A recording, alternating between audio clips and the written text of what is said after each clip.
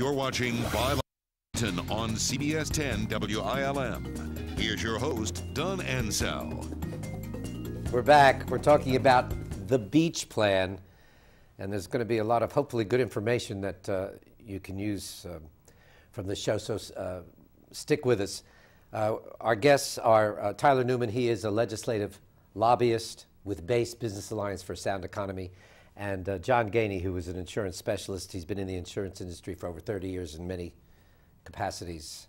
All right, so what we in our first segment, we talked about what the beach plan, how it was first instituted. Let's talk now about what's happened, and there's a lot of controversy about it. It's gone into the legislative procedure or process. Usually this is an issue the North Carolina Department of Insurance, i.e. the insurance commissioner, and the Rate Bureau, which represents the insurance industry. This is usually an issue that they deal with. So what happened? At the end of 2008, there were two different increases that were approved by previous insurance commissioner Jim Long. One was homeowners insurance increases, and here in New Hanover County we got a 30% increase on our basic homeowner rates. So that's in one pot, and that was approved at the end of 30%, okay. 2008. The other set of increases that were approved at the end of 2008 were to the beach plan, and there were additional surcharges, 25% on a full homeowners plan and 15% on a wind plan, and then a change in the deductible from where it's $500, $1,000, $1,500 to 2% per occurrence. So those increases went into effect, or were supposed to go into effect in 2009. Once they came out, there was a concerted effort to file some lawsuits to get those stopped. Dare County led that charge to do that, and so that really started us. Tyler, let's explain what 2% means. And actually it was 5% for people on Bald Head Island. But 2% means if you have a $300,000 house, that's what it costs to rebuild it, that means you have a $6,000 windstorm deductible. And this wasn't just for hurricanes, it was for any type of windstorm. Okay. So a lot of people were up in arms about it, residents, industry. Local governments. And local governments.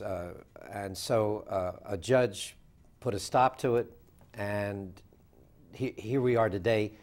How did the legislature get involved? Because usually this isn't a legislative issue, it's an insurance department issue. And this is one of those things that, like you said, there were lawsuits filed by Dare County, New Hanover County joined in, and that was occurring on the judicial side. On the legislative side, there was a bill introduced that would offer omnibus changes to just the beach plan.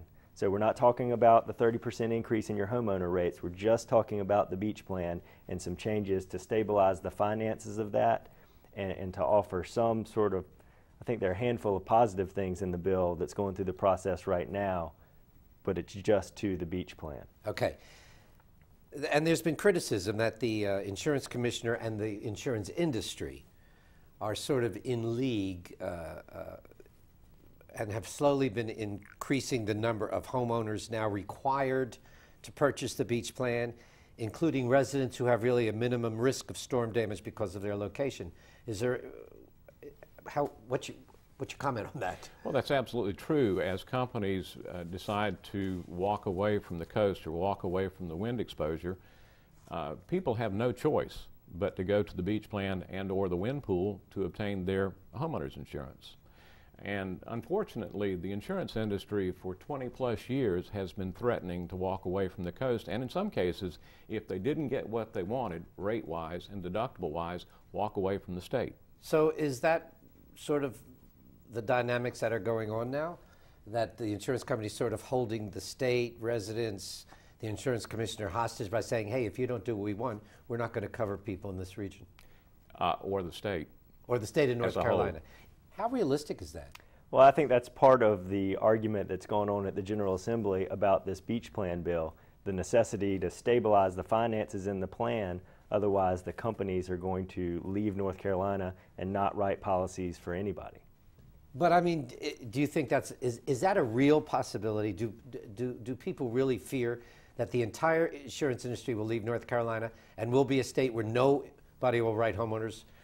I think there is a real fear among agents and a real fear within the insurance department Whether or not that's realistic is in question. North Carolina has always been known as one of the best states to do business in if you're in the insurance industry. And nobody's willing to see what, Well, to what call, will happen. to call the hand, so to speak. Exactly. Yeah.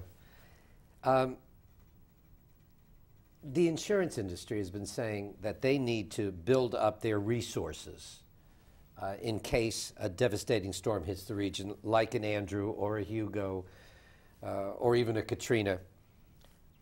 And that's part of why they want such hefty increases on the beach plan. Is that true? I think the perception is that there are, in the beach plan, $72 billion worth of exposure and only $2.4 billion in reserves and reinsurance. And so that we need to stabilize this $2.4 billion in the instance that we have some horrible storm. But the thing to remember is that $72 billion is assuming that everything from Calabash to the Virginia line gets totally wiped out, which I think is... And that's not going to happen. Never going to happen. Just not going to happen.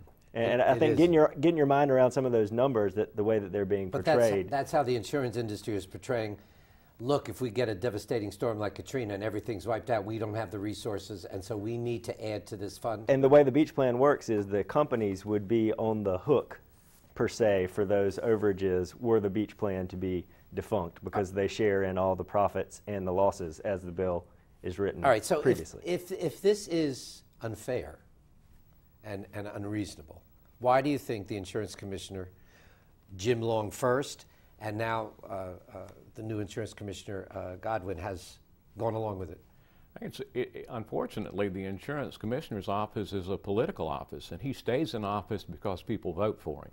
So it's not based upon reality or factual information, or, you know, the insurance industry is based upon two things: large numbers and spread of risk. Well, if you confine everything to the coast, yes, you might have bad loss experience when you have a hurricane, but we're not supposed to be confined just to the coast.